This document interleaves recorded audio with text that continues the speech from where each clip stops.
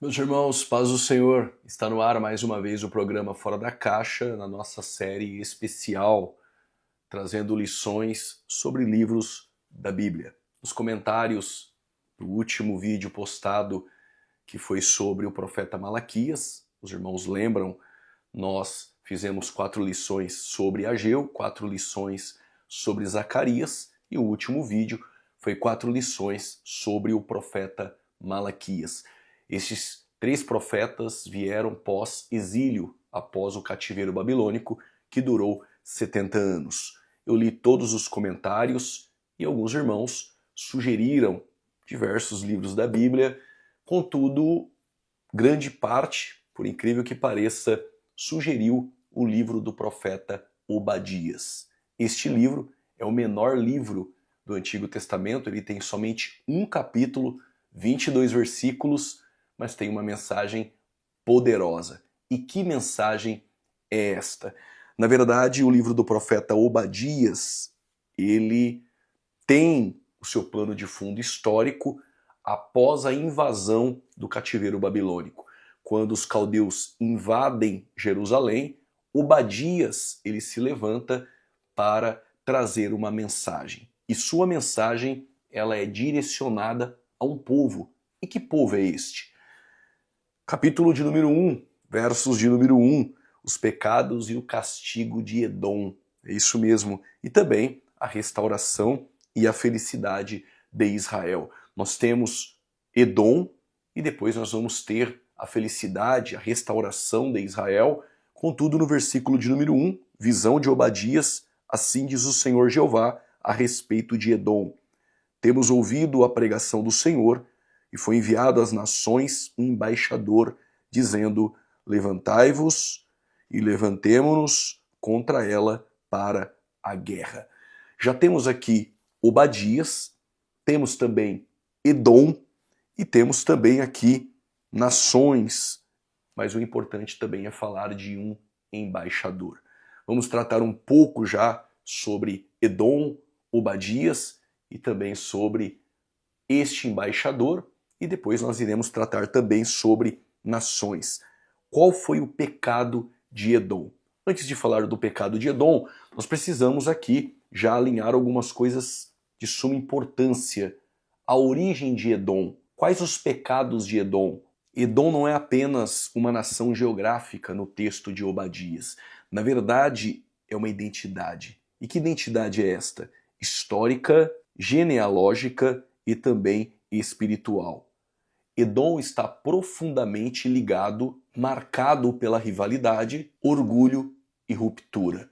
Logo, Edom ele tem a sua origem, nós vamos falar sobre isso, mas no livro, no texto do profeta Obadias, é muito mais do que, geograficamente falando, uma nação, mas uma identidade histórica, genealógica e espiritual. Essas coisas você já pode anotar, dá um pause aí no vídeo, já faz a sua anotação, porque Edom não é apenas uma nação geográfica no texto de Obadias, mas é uma identidade. Identidade essa histórica, genealógica e também espiritual, profundamente ligada a Israel, mas marcada pela rivalidade e principalmente pelo orgulho e ruptura. Por falar de orgulho, você que vai pregar essa mensagem, e há esse destaque no livro de Obadias, o orgulho de Edom, e não há como ministrar, pregar essa palavra ou trazer um ensino à igreja sem enfatizar o orgulho. E aí eu separei alguns textos bíblicos que falam sobre o orgulho. Que textos são esses? Você pode anotar aí na sua Bíblia, Provérbios, capítulo de número 16, versículo de número 18. O que diz o sábio Salomão? A soberba precede a ruína, e a altivez do espírito precede a queda. Aqui se estabelece um princípio universal. O orgulho não é apenas um pecado, mas é o prenúncio de destruição. Antes da queda visível, há uma elevação invisível do coração. Há uma elevação invisível do coração. Próximo texto, também em Provérbios, diz o sábio Salomão, em Provérbios, capítulo de número 8, versículo 13. O temor do Senhor consiste em aborrecer o mal, a soberba e a arrogância. e o mau caminho, e a boca perversa eu aborreço. Aqui neste versículo, Deus não somente desaprova o orgulho, mas ele também se aborrece com o orgulho. O orgulho, ele é incompatível ao verdadeiro temor do Senhor. Outro texto muito importante que nós devemos aqui anotar, Tiago, capítulo 4, versículo de número 6, diz o meio-irmão de Jesus, Tiago: Deus resiste os soberbos, mas dá graça aos humildes. O que Tiago está aqui nos trazendo à igreja, Deus ele se coloca contra o orgulhoso, mas ele está a favor daqueles que são humildes. A palavra grega, e você pode até anotar, no grego resiste, que aí aparece, sugere uma oposição ativa. Logo, aquele que é orgulhoso, que carrega o orgulho, ele já se torna uma oposição ativa. Nós estamos falando de Tiago, capítulo 4, versículo de número 6. Também nós temos um outro texto, que é em Isaías, o profeta Isaías, capítulo de número 2, você pode notar, versos de número 11. Os olhos altivos dos homens serão abatidos, e a altivez dos varões será humilhada, e só o Senhor será exaltado naquele dia. O Isaías está trazendo uma perspectiva escatológica, que todo orgulho, que todo orgulhoso será abatido, reduzido, e apenas Deus será exaltado. O orgulho, como de Edom, é temporário, porque a glória de Deus sempre se manterá eterna. Quando lemos nos evangelhos, Lucas, capítulo de número 18, versos 14, anote aí, porque qualquer que a si mesmo se exalta será humilhado, e qualquer que a si mesmo se humilha será exaltado. A palavra de Jesus Cristo estabelece uma inversão divina. No reino de Deus, o caminho para subir sempre será descer. E aí, com esses textos, vai enriquecer o seu sermão. Talvez você não precise trazer todos esses versículos, mas 3, 4 versículos aqui citados, ou todos, você pode trazer. Isso vai enriquecer, trazer mais consistência para a tua mensagem. Na síntese teológica, e aí eu separei um quadrinho para você, dentro dessa síntese teológica, você pode aí também anotar, o orgulho é, em sua essência, uma tentativa de usurpar o lugar que pertence exclusivamente a Deus. Ele antecede quedas. O orgulho, ele vem antes da queda, porque a queda é consequência do orgulho, e aí nós temos o texto, Provérbios capítulo 16, versículo de número 18. Dentro dessa síntese ainda, o orgulho ele provoca oposição divina, como nós lemos em Tiago capítulo 4, verso 6. A palavra resistir aí no grego é ativa oposição. Será o orgulho inevitavelmente abatido, isso com uma perspectiva escatológica em Isaías 2:11, e é incompatível com o reino estabelecido por Cristo. Porque já disse Lucas, aquele que exalta, este será humilhado. Dentro dessa perspectiva sobre o orgulho, isso já enriquece o nosso sermão quando nós falamos de Edom. Na verdade, a origem da descendência de Edom, Edom vem de Esaú. A palavra Esaú tem a ideia de avermelhado. Esse avermelhado, por conta também da sua pele, isso pode-se observar em Gênesis 25, logo no seu nascimento. Ele é filho de Isaac, irmão gêmeo de Jacó, Yaakov, e nós temos Esaú e Jacó. Depois nós vamos ter o próprio Esaú, ele negociando a sua primogenitura com o seu irmão Jacó, e nessa negociação por um prato de lentilhas avermelhado. E aí nós temos o nome Esaú, avermelhado, e o Esaú, ele traz a descendência de Edom. Este povo edomita, essa nação edomita que aparece no livro de Obadias, mais como uma identidade do que como uma nação, mas também nós vamos ter os edomitas, irmãos, identidade, mas também nação.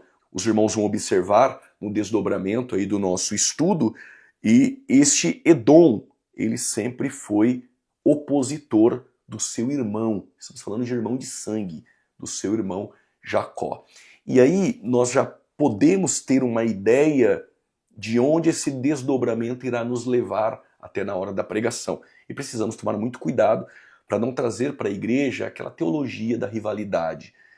Mas não há como negar que o texto está claramente falando de um irmão que se opõe contra outro. Infelizmente, isso vai no desenrolar do capítulo 1 de Obadias ser aí o cerne da mensagem de Obadias, o próprio irmão que se alegra com a queda do seu outro irmão. E já há essa ruptura muito tempo antes do livro do profeta Obadias, que na verdade o Jacó, que o seu nome Yaakov não é o enganador, como muitos aí sugerem no hebraico, mas é aquele que agarra, e logo no ventre de Rebeca nós já temos esses dois travando uma luta. Depois nós vamos ter aí a negociação de Esaú com Jacó, a primogenitura. Depois nós vamos ter mais à frente o Yaakov, o Jacó com medo do seu irmão, mas aí há aquele perdão. Contudo, no decorrer da narrativa bíblica, da história, nós vamos perceber essa rivalidade exacerbada e ela também chega no livro do profeta Obadias. Falando um pouco de Edom, a formação da nação de Edom, que começa em Esaú, eles se estabeleceram naquela região montanhosa de Seir, ao sul de Israel. E essa região ela é caracterizada primeiro por montanhas rochosas e cavernas naturais, por fortificações naturais, cidades como Petra, posteriormente aí desenvolvida, e isso explica a declaração do profeta Obadias, logo no capítulo de número 1, no versículo de número 3. A soberba do teu coração te enganou, como que habita nas fendas das rochas, na sua alta morada, que diz o seu coração, quem me derribará em terra?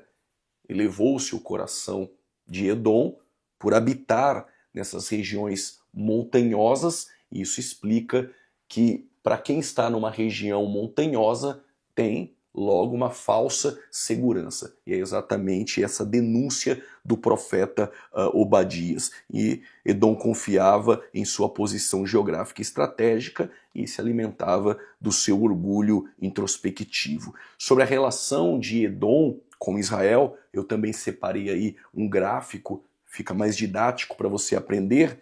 Vamos observar aí dentro da narrativa bíblica alguns pontos bíblicos onde Edom se opõe contra Israel. Primeiro, embora fossem povos irmãos, Esaú e Jacó, a relação foi marcada por tensão constante. A primeira delas, Edom recusou passagem a Israel no deserto. Você pode fazer uma leitura em Números 20, do versículo 14 ao versículo de número 21. Israel precisava passar por essa região e foi impedido pelo próprio irmão. Ou seja, nós podemos aqui aprender algo ou aplicar algo? Podemos. Quando Israel precisou de Edom, Edom rejeitou receber os próprios irmãos. Nós vamos ter Diótrefes rejeitando receber o próprio João. Isso é bíblico. Nós temos irmãos que rejeitam receber outros irmãos. Guarde essa frase aí. Quando o irmão fecha o caminho, ele não apenas bloqueia a estrada, ele rompe a essência da aliança. O endurecimento do coração de um irmão pode anular vínculos sagrados. Edom não negou passagem ao inimigo, mas a um irmão, seu próprio sangue, oriundo de Esaú. Outra lição que nós aprendemos aqui: laços naturais não garantem comunhão espiritual. Infelizmente, isso é triste, mas precisamos aprender com os edomitas. Segunda lição que nós podemos aprender, e você pode aí anotar: negar passagem pode ser resistir ao propósito de Deus. Israel não estava apenas atravessando o território, estava caminhando rumo a uma promessa divina. Na caminhada pelo deserto, na trajetória, na peregrinação para o deserto, eles estavam debaixo de uma promessa, de milagres, de uma liderança levantada por Deus para chegar a um lugar onde Deus prometeu. Os edomitas estavam não apenas fechando um caminho, estavam querendo fechar um propósito de Deus. Quando um irmão se levanta contra outro irmão, por conta do seu orgulho, resiste seu irmão, resiste a chamada do seu irmão, ele pode estar resistindo o próprio Deus, resistindo às promessas e os propósitos e os desígnios de Deus. Pense muito bem nisso quando tentar impedir o crescimento de alguém que foi chamado pelo próprio Deus. Estes são os edomitas, como você viu aí no gráfico, dá para aprender muita coisa para trazer e enriquecer aí a sua pregação, a sua mensagem no livro do profeta Obadias, um livro pequeno, 22 versículos, mas com um arcabouço gigantesco de peças maravilhosas para formar a estrutura da nossa pregação. Dentro da nossa tabela, além de Edom recusar passagens a Israel, houve guerras durante o período dos reis e existia também a rivalidade histórica e espiritual, ou seja, não era um inimigo qualquer, era um irmão que se tornou adversário. Lembra o que disse o apóstolo Paulo em 1 Coríntios? Há muitos adversários. Por quê? Porque uma grande porta eficaz me abriu. Ou seja, uma porta abriu para Paulo, para o seu ministério, mas muitos se levantaram como adversários. Tínhamos adversários judeus, não eram irmãos em Cristo, posteriormente os romanos, mas as maiores lutas de Paulo, se você ler 1 Coríntios, principalmente 2 Coríntios, eram aqueles que se intitulavam apóstolos e estavam de alguma forma resistindo ao ministério e o apostolado de Paulo. E Paulo, ele diz, se tiver que me gloriar, me gloriarei na cruz. Paulo tinha N motivos, Paulo tinha, podemos dizer, toda uma estrutura, Paulo tinha um bom depósito, Paulo tinha habilidades, dons para poder expor os seus talentos, as suas habilidades, os seus dons espirituais e ministerial. Contudo, Paulo diz que se fosse para se gloriar nas suas fraquezas, na cruz. Quando Jerusalém foi invadida pelos babilônicos, houve 3 invasões. No ano 586 foi a última invasão, a terceira, e é nessa terceira que eles destruíram o templo, saquearam os utensílios de ouro do templo de Salomão. Eles também destruíram, colocaram em ruínas os muros de Jerusalém. A glória foi embora. Houve uma devastação total por conta dessa invasão dos babilônicos. E o que os edomitas fizeram? Se alegraram com a queda do seu próprio irmão. Irmãos que se alegram com a queda do seu próprio irmão podem sim ser chamados de edomitas. Eles carregam a mesma identidade do povo de Edom, que se alegrou com a desgraça que aconteceu com a queda de Judá, aproveitou-se da calamidade, entregou fugitivos aos inimigos. Dê uma lida em Obadias, capítulo 1, versos de número 14. Vamos ler do versículo de número 12 para fazer sentido. Mas tu não devias olhar para o dia do teu irmão, no dia do teu desterro, nem alegrar-te sobre os filhos de Judá no dia da sua ruína, nem alargar a tua boca no dia da angústia, nem entrar pela porta do teu povo no dia da sua calamidade. Sim, tu não devias olhar satisfeito para o seu mal no dia da sua calamidade, nem estender as suas mãos contra o seu exército no dia da sua calamidade. O 14, a sequência, nem parar nas encruzilhadas para exterminares os que escapassem, nem entregar-lhes que lhes restassem no dia da angústia. Interessante observar que nós temos aqui os edomitas se alegrando com a calamidade, com a adversidade, com as ruínas, participando da violência e entregando os fugitivos. Os que fugiam de Babilônia, escapavam dos caldeus, eram entregues pelos edomitas, pelo próprio irmão, aos inimigos. Essa é a identidade dos edomitas. Isso transforma Edom no símbolo de traição, orgulho espiritual, indiferença diante do sofrimento alheio do seu próprio irmão. E aqui Edom deixa de ser um povo histórico para nos trazer lições e verdades espirituais, princípios espirituais. O primeiro deles, o orgulho que precede a queda, você pode anotar.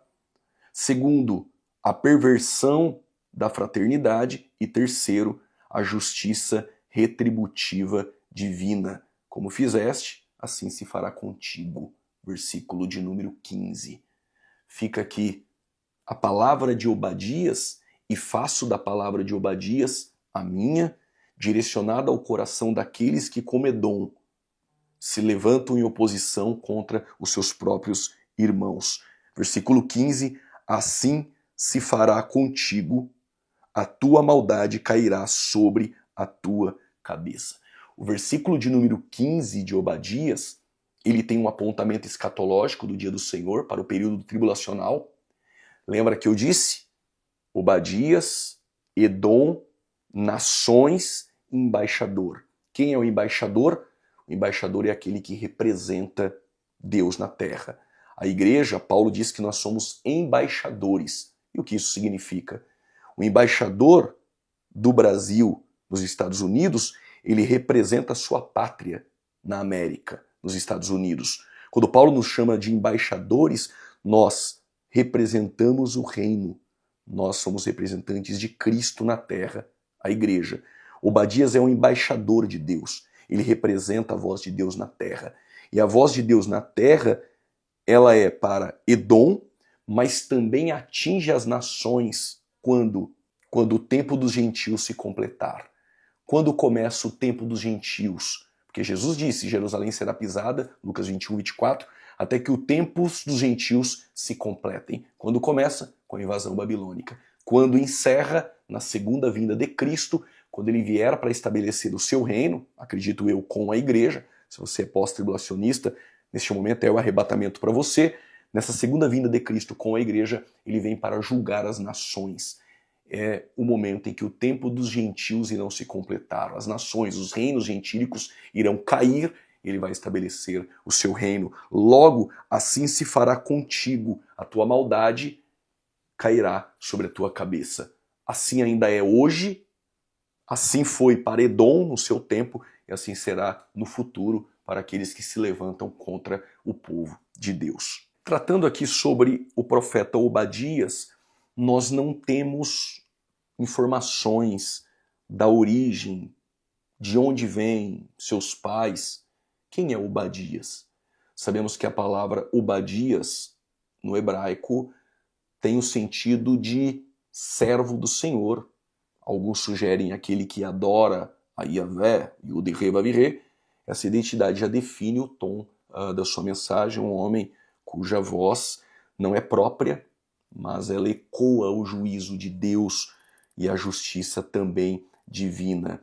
Diferente de outros profetas, não há dados bibliográficos detalhados sobre Obadias. Sua autoridade não repousa em sua história pessoal, mas na mensagem, na origem da mensagem divina, visão de Obadias, logo no versículo de número 1. Abra um parênteses aqui. A tradição sugere, estou dizendo a tradição sugere, que esse Obadias, volto a dizer, a tradição sugere, não é bíblico, que esse Obadias, e muitos rabinos acreditam nisso, ele foi esposo daquela viúva de 2º livro dos Reis, capítulo 4, que o Eliseu visita. E essa mulher estava endividada, segundo a tradição, a dívida veio porque Obadias trabalhava e com o salário que ele recebia, ele sustentava 50 em uma caverna e 50 em outra caverna. E por isso, este Obadias, quando morre, não deixou nada à esposa, que agora está viúva, e ela está passando necessidade. E o Obadias é aquele que trabalhava no palácio de Acabe. Quando ele morre e a sua esposa está viúva, o profeta Eliseu a visita por causa de Obadias. Logo, o profeta está levando a bênção para a casa de uma mulher, porque o seu esposo fez muito pela obra do Senhor. E aqui fica aquela aplicação, aquela lição, que aqueles que fazem para o Senhor, Deus não fica devendo nada. Ou seja, o altar não retém. O altar não deve nada para ninguém, para aqueles que fazem a obra de Deus. Lembrando que isso é só extrabíblico. No texto não há nada explícito sobre o profeta Obadias ser ou não ser o que trabalhou no palácio de Acabe, ou também este mesmo profeta que aparece neste livro. O que nós precisamos compreender hermeneuticamente, exegeticamente, aqueles que tratam o texto bíblico para pregar, é o limite exegético, como está aí pontuado neste gráfico. como o intérprete da Bíblia fiel, que vai pregar o texto, quais são os limites? Apesar de coerente em nível narrativo, essa interpretação possui limitações claras. O texto bíblico não identifica o nome do marido, não há afirmação direta de que o profeta Obadias seja o mesmo de 1 Reis 18, trata-se de uma tradição esta bíblica, não de uma doutrina. É óbvio que, se isso for verdade, tem a sua lição extraordinária. Que lição é essa?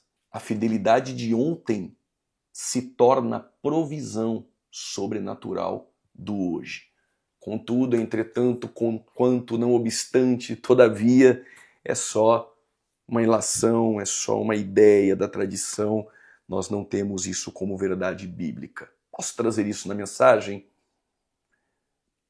Honestamente, melhor não. Caso queira, explique, abrindo parênteses, deixando isso muito claro, que não está no texto bíblico, mas que existe em volta aí uma tradição. Na descrição desse vídeo tem um texto importante que você deve ler falando sobre essas questões extra-bíblicas, principalmente sobre aí o Obadias. Período histórico, nós já entendemos, na invasão do ano 586, a terceira invasão. Esta foi a invasão devastadora, onde Edom, os próprios irmãos de Israel, não somente se alegraram, mas eles também contribuíram diretamente. Por isso a mensagem do profeta Obadias, ela tem 3 pontos que são fundamentais. Ainda não são os 4 pontos que eu quero trazer aqui para você pregar, só estou aqui trazendo alguns pontos, alguns detalhes muito superficial. Esses vídeos, Ageu, Zacarias, Malaquias, há muito para se aprofundar, mas esses 3 pontos começam com o juízo contra Edom. E por que é um juízo contra Edom? Porque Edom tem o seu orgulho, tem sua violência contra Judá, alegria diante da destruição dos seus próprios irmãos Jerusalém, oportunismo e também traição. Este livro também vai trazer uma lei retributiva, porque aqueles que se orgulharam e fizeram mal contra o seu próprio irmão tem a manifestação da justiça retributiva. Isso na Bíblia, aquele que semeia, ele colhe. Mas o terceiro ponto, existe também uma restauração de Israel. O povo de Deus é restaurado, Sião santificada e o reino será do Senhor. Futuramente, no milênio, isso se cumpre, existe uma promessa futura para com a nação de Israel. Nós não iremos aqui tratar sobre escatologia, mas na hora da mensagem você pode aplicar sim. Existe para Israel uma esperança futura. Hoje, a esperança é Cristo, desde a cruz. Não há judeu, não há grego, todos em Cristo se tornam um, igreja. E nós não negamos isso. Contudo, a nação étnica de Israel tem uma promessa futura a essa nação, e os próprios textos dos profetas menores e maiores apoiam isso. As alianças abrâmica, davídica também apontam um reino futuro, onde Cristo irá reinar em Jerusalém, onde a tenda de Davi ela será erguida, e em Jerusalém Cristo irá reinar por um período de 1000 anos, estamos falando de milênio, e depois, posteriormente, nós vamos ter aí novos céus e nova terra. Ainda pontos importantes sobre o livro de Obadias: o orgulho é a raiz da queda, falamos sobre isso, a gravidade da omissão e também cumplicidade, isso é muito importante, não é apenas fazer mal, mas assistir e se alegrar com ele também é pecado. Não é só fazer, mas aquele que é cúmplice, assiste, se alegra e não se posiciona. Este também, ele peca, e isso é gravíssimo. Fraternidade violada, Edom e Israel, irmãos, o que torna ainda o pecado muito mais grave. Mas vamos lá para o nosso estudo, para os 4 pontos da sua pregação, 4 lições importantes, o esboço aí da sua pregação, o esboço aí da sua mensagem. Vamos lá. Tópico de número 1, vou anotar juntamente contigo este tópico: o perigo invisível do orgulho espiritual. Pode anotar? O perigo invisível do orgulho espiritual. E aí Obadias, capítulo de número 1, versículo 3 e versículo de número 4. Diz assim: a soberba do teu coração te enganou, como que habita nas tendas das rochas, na sua alta morada, que diz o seu coração: quem me derribará em terra? Se te elevares como águia e puseres o teu ninho entre as estrelas, geograficamente você já entendeu tudo isso, dali te derribarei, diz o Senhor. Ou seja, do topo mais alto onde você se sente seguro, do topo das rochas onde você se esconde, onde o teu orgulho te leva, o orgulho eleva, mas de lá eu te derrubarei. Ou seja, o soberbo, ele constrói, como Babel, uma torre onde ele pensa que ninguém pode contra ele. A sua falsa segurança, como Babel, a sua falsa segurança como os topos mais altos, na verdade o topo mais alto, elevado em orgulho, é a queda iminente e é a queda certa. Se viessem a ti ladrões ou roubadores de noite, como está destruído, não furtariam o que lhe bastasse? Se a ti viessem os vindimadores, não deixaria alguns cachos? Como foram buscados os bens de Esaú, como foram esquadrinhados os seus esconderijos. O orgulho não começa na queda, começa na falsa sensação de segurança. Edom estava nas alturas, mas Deus declara: dali te derrubarei. A mensagem para o orgulho, a mensagem direta para o soberbo, aquele que diz ser irmão, orgulhoso, altivo e se alegra com a queda do seu irmão, a mensagem é essa: dali te derrubarei. E por quê? Tópico 1 da nossa pregação: o perigo invisível do orgulho espiritual. Qual a aplicação? A altura não é proteção quando Deus decide tratar com o seu orgulho. Vou repetir: a altura não é proteção quando Deus decide tratar com o seu orgulho. E aí, aqueles textos que eu falei, mencionei aqui, para você anotar sobre o orgulho, você pode usar dentro destes tópicos. E você já pode também anotar aí o seu segundo tópico: o pecado de assistir o mal sem se posicionar. Vou repetir: o pecado de assistir o mal sem se posicionar. Obadias capítulo 1, versos 11, é o texto base que confirma o segundo tópico. No dia em que estiveste em frente dele, no dia em que os forasteiros levavam cativo o seu exército, e os estranhos entravam pelas suas portas e lançavam sorte sobre Jerusalém, tu mesmo era um deles. Edom não apenas atacou, ele parou, olhou, se alegrou. Há pecados que não cometemos com as mãos, mas com os olhos e com o coração. Há pecados que não são diretamente relacionados ou são estes nossos pecados que faz com que o nosso irmão peque. Mas pecado muito maior que isto começa no nosso coração. Quando? Quando paramos, olhamos e nos alegramos com a queda dos nossos irmãos. E o terceiro tópico é fundamental: a lei inevitável da colheita espiritual. A lei inevitável da colheita espiritual. E por quê? Porque o versículo 15, como tu fizeste, assim se fará contigo. Ninguém escapa da justiça divina. O tempo pode passar, mas Deus não esquece. Ele abateu o orgulho de Saul. O Saul começou a reinar quando foi para ser ungido por Samuel. Ele estava escondido entre as bagagens. A humildade de Saul, em algum momento do seu ministério, do seu reinado, na monarquia, ele era rei e na ausência de Samuel ele quis ser sacerdote. Uzias era rei, entrou dentro do templo, quis oferecer o que não era para oferecer, porque era ofício sacerdotal. Os sacerdotes o repreenderam e mesmo assim não deu ouvidos por conta da sua altivez. Consequentemente, culminante a sua altivez, o que ocorreu? Terminou os seus dias leproso, esquecido e abandonado. Ninguém escapa da justiça divina. O tempo pode passar, mas Deus não esquece. Qual foi o motivo da queda de um ser perfeito, que era um anjo, o próprio Satanás, que foi criado perfeito?